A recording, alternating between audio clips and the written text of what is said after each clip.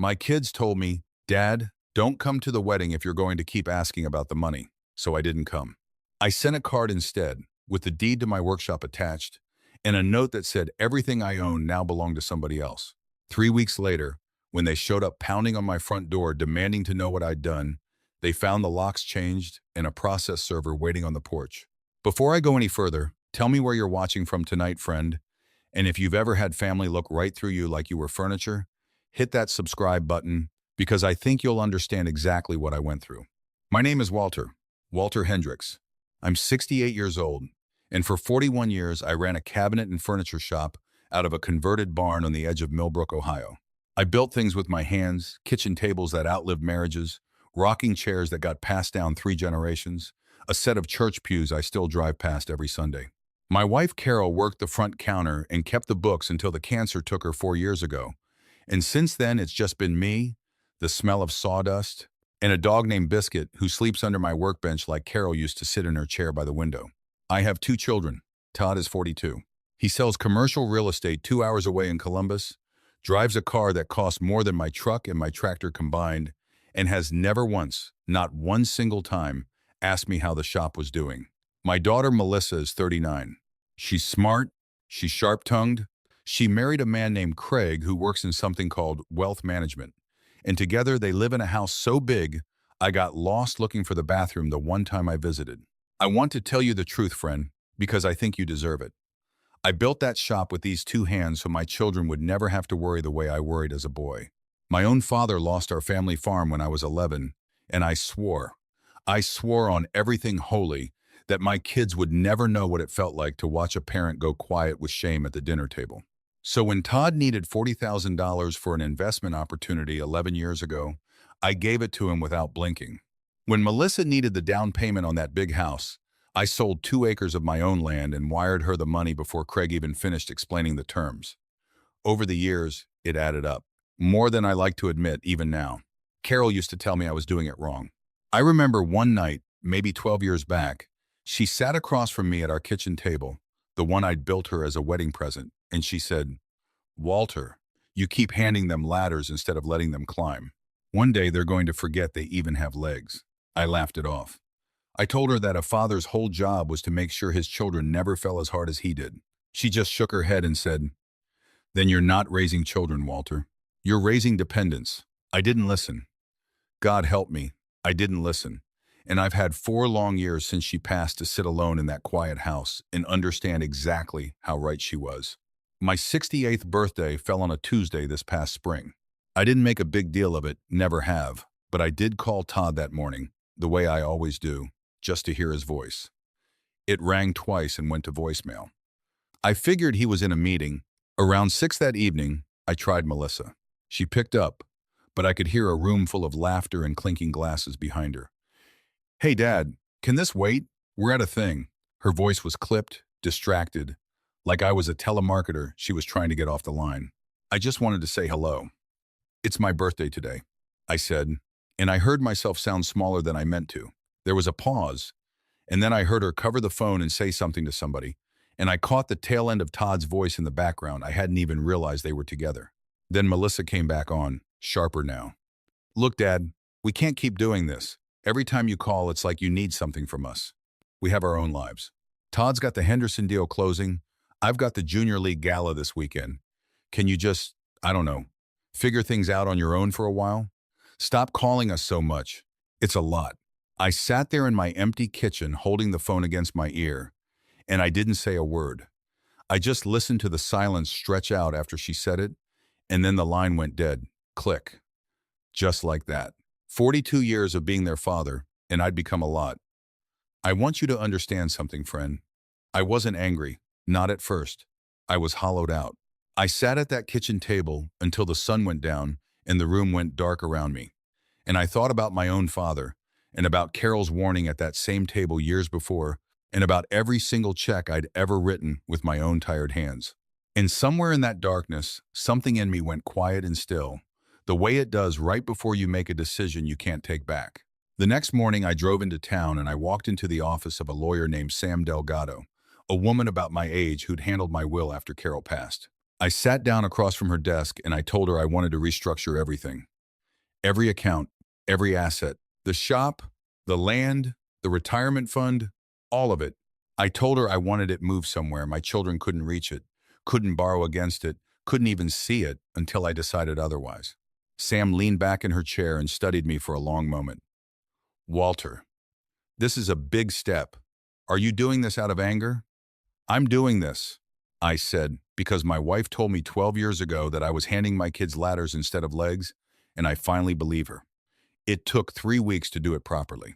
Sam helped me set up an irrevocable trust, move the shop's deed and my land into it, close the joint emergency account. Todd and Melissa both had standing access to the one I'd set up years ago, just in case, an account they'd each quietly dipped into more times than I ever mentioned.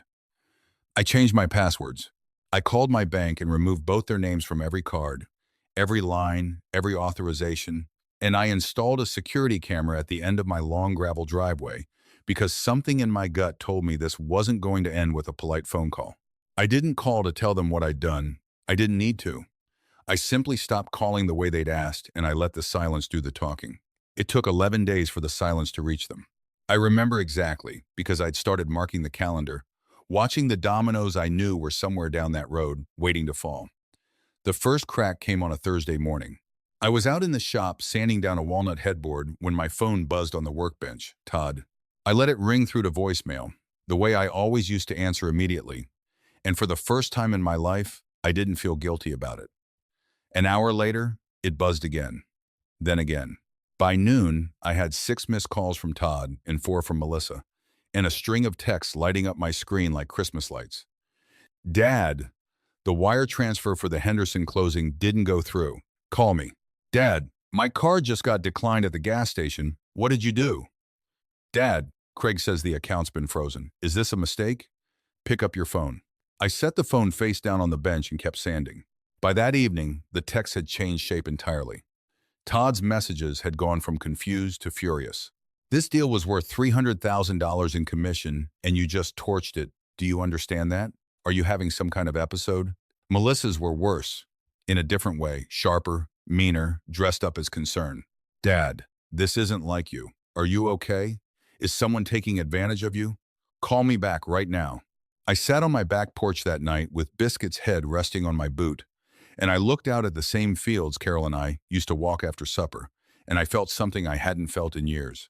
Not triumph, exactly. More like the quiet that comes after you finally set down something heavy you've been carrying so long your shoulders forgot what it felt like to stand up straight. They came on Saturday. I watched it happen on the security feed from my kitchen tablet, the gravel driveway glowing gray in the morning light. Todd's black sedan came tearing up first, too fast, spitting stone off the tires. Melissa's SUV followed close behind. Craig in the passenger seat with his arms crossed like he'd been personally wronged by a man he'd exchanged maybe 40 words with in 6 years of marriage. Todd got out first, slamming his door so hard it echoed. He didn't knock. He tried the handle, found it locked, and started pounding on the front door with the side of his fist. Dad, open up. We know you're in there. I walked to the door, but I didn't open it right away. I stood on the other side of it, and I let him pound a while longer. Because for the first time in his life, Todd was going to have to wait on me instead of the other way around. When I finally opened the door, I saw my son's face twisted up in a way I'd never seen. Not sadness, not even really worry. Pure, cornered panic. The kind a man gets when the floor he's been standing on his whole life suddenly isn't there anymore. What did you do? He said, pushing past the threshold like he still owned the right to walk into my house uninvited. The account's frozen. The shop's not in your name anymore, the bank said, Dad. I need that Henderson money to close by Monday or the whole deal falls apart. I could lose my job over this. You told me to stay on my own and figure it out, I said. My voice came out steadier than I expected. I'm figuring it out. Melissa pushed in behind him, and Craig lingered by the truck like he didn't want his shoes touching my gravel. Dad, this is insane, she said. You can't just people your age. They don't just wake up and dismantle their entire estate overnight. Are you on some kind of medication? Did somebody talk you into this? There it was. I want you to notice that, friend, because it's the same trick I bet plenty of you have seen in your own families. The second I stopped being useful to them, I became something to be managed, not a father anymore. A liability. Nobody talked me into anything, I told her. I did this with my own eyes wide open, in a lawyer's office, of sound mind, same as I've done everything else in my life. Todd's jaw worked like he was chewing on something bitter. You're punishing us. This is about the birthday call, isn't it? Jesus, Dad, it was one phone call. It wasn't one phone call, I said, and something in me finally cracked open after 4 years of swallowing it down. It was 42 years of one phone call. It was every time I built you both a ladder, and neither one of you ever once asked how I was climbing. I told them, calm as I could manage, that the shop, the land, the accounts, none of it was reachable anymore, and none of it would be until I decided otherwise. I told them the emergency account was closed for good. And then I told them, gently as I could, that I needed them to leave. They didn't leave quietly. Todd called me cruel. Craig, finally opening his mouth, called me financially reckless at your age. A stranger, essentially, lecturing me in my own driveway about money I'd earned before he'd finished puberty. Melissa cried, but even through the tears, I watched her eyes drift, just once, toward the barn where she knew I kept the paperwork for the shop's insurance. Like some part of her was already doing arithmetic. They left, finally. But not before Todd stood in the yard and shouted that I'd regret this, that I didn't understand what I'd just done to myself. I went back inside, sat down at Carol's kitchen table, and for the first time since she passed, I spoke out loud to an empty room. You were right, I said. You were right about all of it. What came next, I didn't see building. Not at first, not until Sam Delgado called me 8 days later with a voice I'd never heard her use before. Tight and careful, like she was handling something that might go off. Walter, I need you to come into the office, she said. Today, if you can. I sat across from her desk that afternoon, and she slid a thick folder toward me. Your children filed for an emergency guardianship hearing, she said. They're petitioning the court to have you declared incapacitated. They're claiming early onset dementia, financial vulnerability, and undue influence from me specifically. They've named me as the person who they believe manipulated you into moving your assets. I sat there a long moment, and I want to be honest with you, friend. Some part of me wasn't even surprised. Carol had tried to warn me not just about spoiling them, but about who they'd become if I let it go on long enough. I just never imagined it would look like this. My own children, standing up in front of a judge, swearing under oath that their father, the man who'd built their cribs, their tree houses, their wedding altars with these two hands, had lost his mind. They filed it fast, Sam said.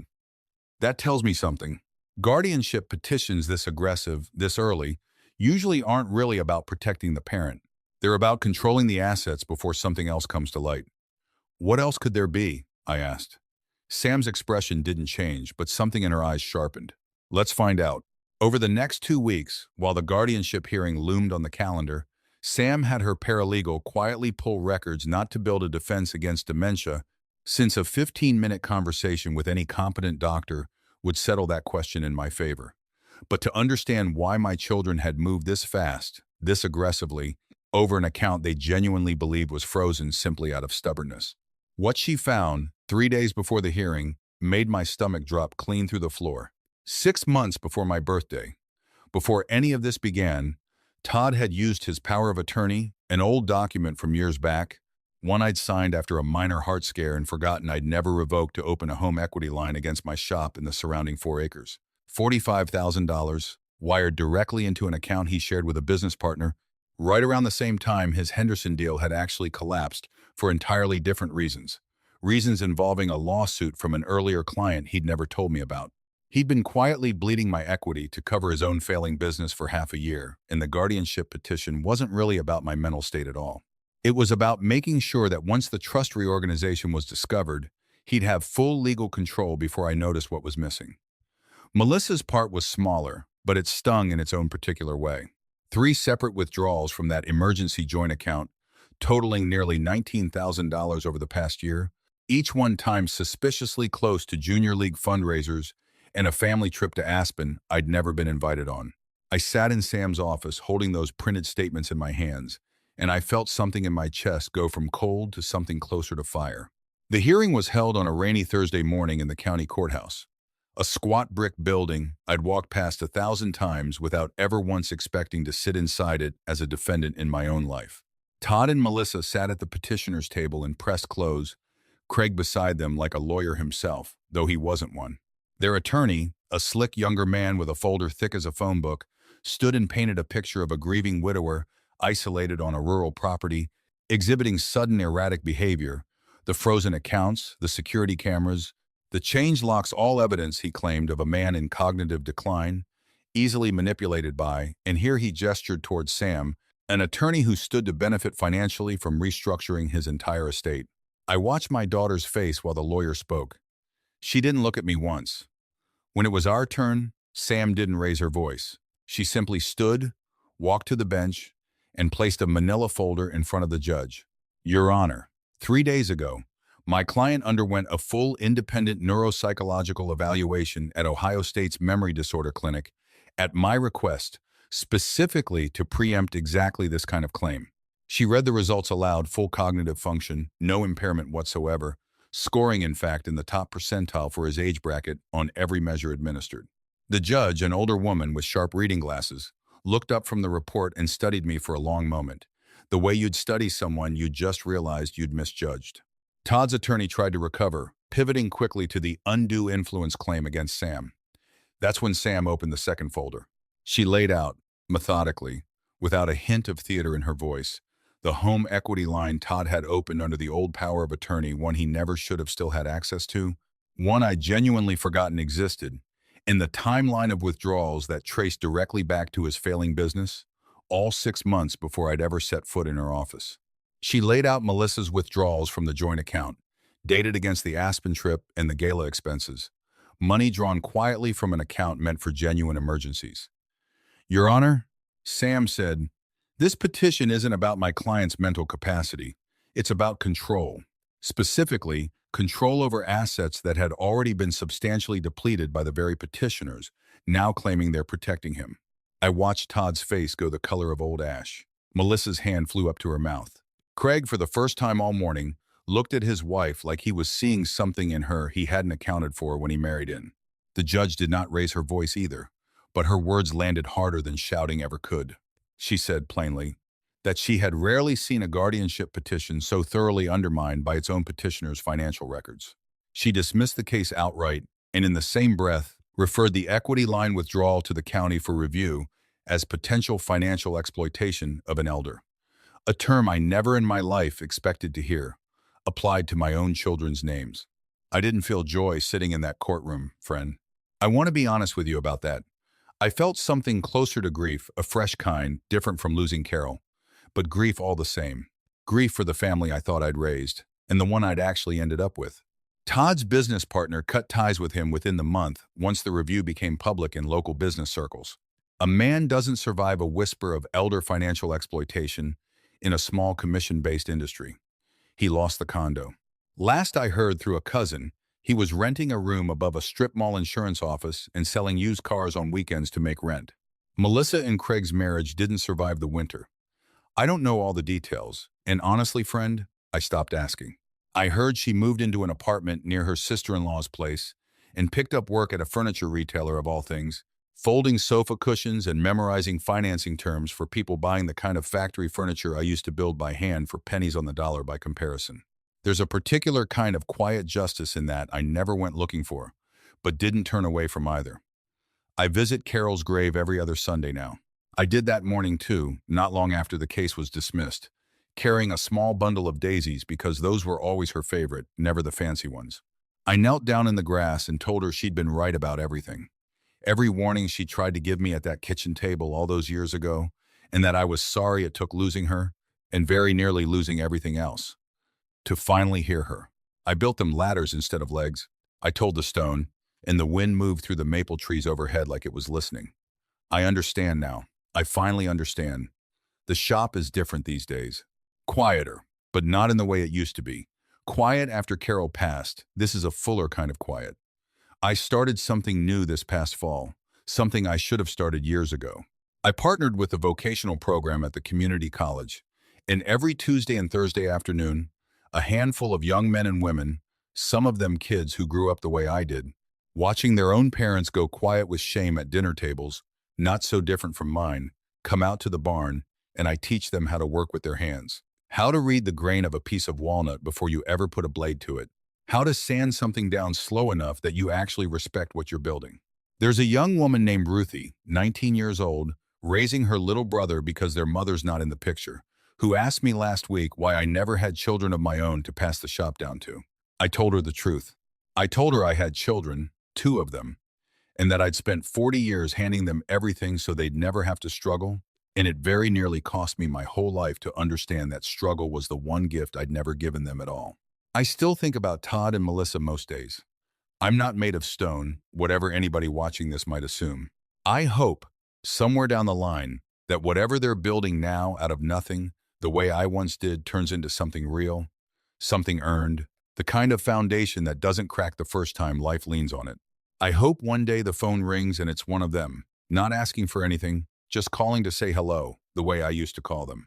Until then, I've got a barn full of good wood, a dog asleep under my workbench, and 5 young people this Thursday who are going to learn how to build something that lasts. That's enough for me now. That's more than enough. If you've ever had to set down a weight your own family handed you and finally learn to stand up straight again, I hope you'll tell me about it in the comments, friend, because I think there are more of us out here than anybody realizes. And if this story meant something to you tonight, stick around and subscribe. There are more of these stories to tell, and I've got a feeling some of you know exactly why.